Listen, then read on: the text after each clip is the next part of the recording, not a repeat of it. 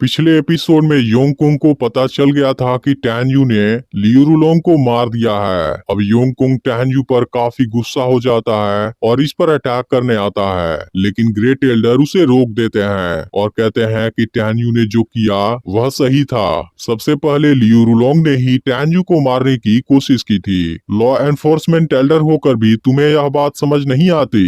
यह सुनकर योंगकुंग शांत हो जाता है, लेकिन अब टैन्यू जानबूझकर गुस्सा होने लगता है और कहता है कि योंगकुंग ने एक इनोसेंट स्टूडेंट को मारने की कोशिश की है। इसके लिए मैं अब उसे लाइफ एंड डेथ एरिना में चैलेंज करता हूँ। अगर हिम्मत है तो तुम इसे एक्सेप्ट कर लो।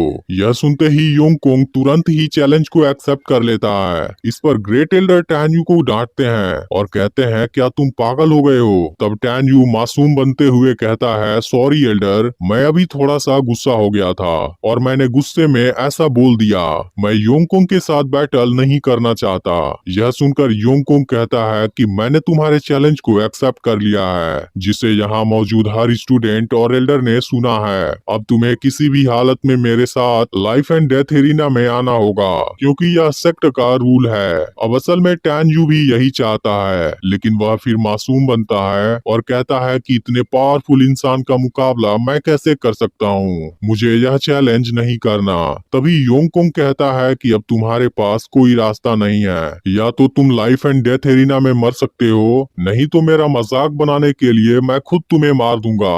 इसके बाद योंगकुंग एरिना में चला जाता है और अब टैन्यू भी इसके लिए तैयार हो जाता है। वह ग्रेट एल्डर से कहता है कि आपको टेंशन लेने की जरूरत नहीं है और सूजियान भी समझ जाती है कि टैन्यू ने इसी मौके के लिए अपनी पावर को छुपाया था।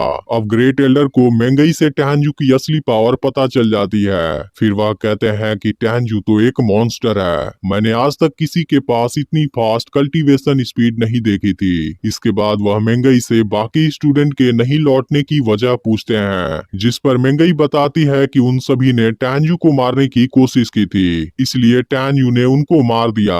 अब एरिना में सबसे पहले टैन्यू योंगकुंग पर अटैक करता है, लेकिन योंगकुंग खुद को बचा लेता है और अब टैन्यू पर भारी पड़ने वाला होता है। फिर यह देख टैन्यू अपनी असली पावर का यूज करने लगता है और योंगकुंग को बहुत बुरी तरह मारने लगता है। यह देख अब योंगकुंग भी टैन्यू की प्लानिंग समझ जाता है और अब अपनी जान बचाने के लिए यहाँ से भागने लगता है, लेकिन टैन्यू उसे जिंदा छोड़ने वाला नहीं था और तुरंत उसे पकड़ने जाता है। तभी इसी दौरान योंगकुंग टैन्यू पर कोई अटैक कर देता है और अब टैन्यू उसके अंदर फंस जाता है। फिर योंगकुंग इसका फायदा उठाकर उसे कैद कर लेता है और लियू रुलोंग की मौत का बदला लेने के लिए उसे मारने जाता है, लेकिन तभी टैन्यू खुद को फ्री कर लेता है और आई टेक्निक का यूज करके उसे नीचे गिरा देता है। इसके बाद टैन्यू योंगकुंग पर अपना फाइनल अटैक करता है और उसे वहीं पर मार डालता है, जिसे देख सब लोग काफी हैरान हो जाते हैं। इसके बाद ग्रेट एल्डर टैन्यू के पास आते हैं और बताते हैं कि इनर गेट के 9 हेड आ चुके हैं। अब बाकी एल्डर का तो पता नहीं,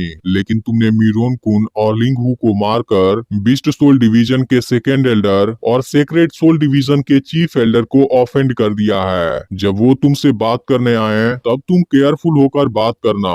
तब टैन्यू कहता है कि मैं इसे याद रखूंगा।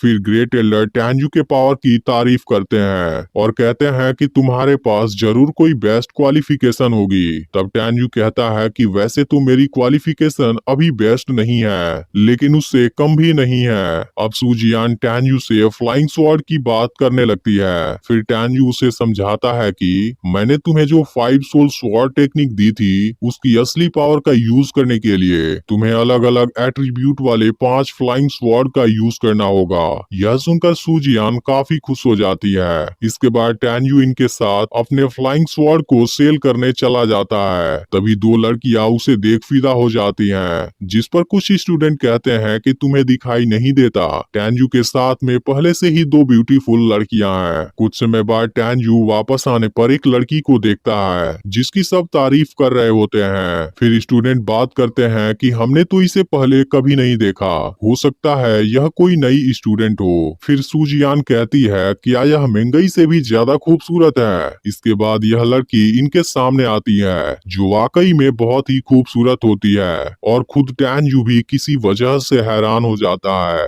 इसके बाद टैन्यू लड़की का नाम जानने की कोशिश करता है, पर लड़की सोचती है टैनजू उसके साथ फ्लर्ट करना चाहता है, इसलिए वह टैनजू का मजाक उड़ाने लगती है। फिर वह मेंगई और सुजियान को कहती है कि तुम्हें क्या लगता है, तुम सबसे खूबसूरत हो, एक बार मेरी छोटी सिस्टर को यहाँ आ जाने दो, उसके बाद पता चलेगा कि कौन सबसे खूबसूरत है। फिर टैनजू लड़की से कहता है कि तुमने अभी तक अपना नाम नहीं बताया।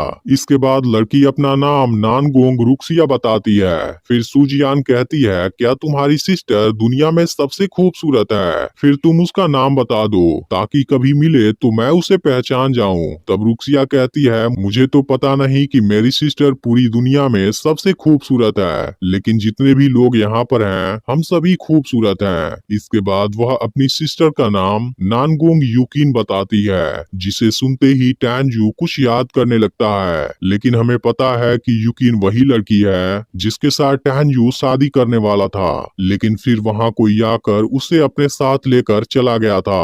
अब इसका अगला पार्ट भी इसी चैनल पर अपलोड होगा। इसके अलावा यहाँ चैनल को सब्सक्राइब करके नोटिफिकेशन को ऑल पर जरूर सेट कर लेना।